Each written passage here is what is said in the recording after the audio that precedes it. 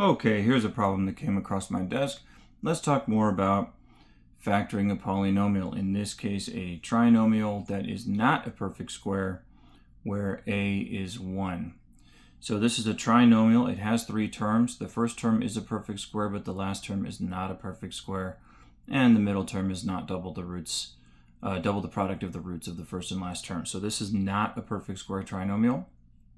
The quadratic coefficient, when there's no coefficient written, it's 1. We call this one a. The linear coefficient is positive 5. We call that b. And the constant term is positive 6. We call that c. The most important thing to notice here is the signs.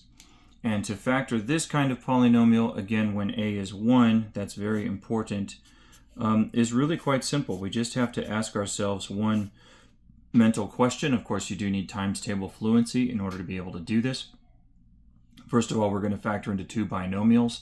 The first term of each of those binomials is going to be x, because that is how you get x squared. X times x is x squared. And now we just have to ask ourselves, what factors of c have a sum of b? What 2 numbers multiply to make c, but add to make b? All right, so what 2 factors of positive 6 have a sum of positive 5? And again, emphasis on the signs. And those are positive 2 and positive 3 in no particular order. And you can check that by distribution or FOIL. Okay, let's take a look at another one. How can we factor x squared plus 7x plus 12? Same situation. This is a trinomial that is not a perfect square where a is 1. So this is going to factor into 2 binomials that both start with the root of the first term here.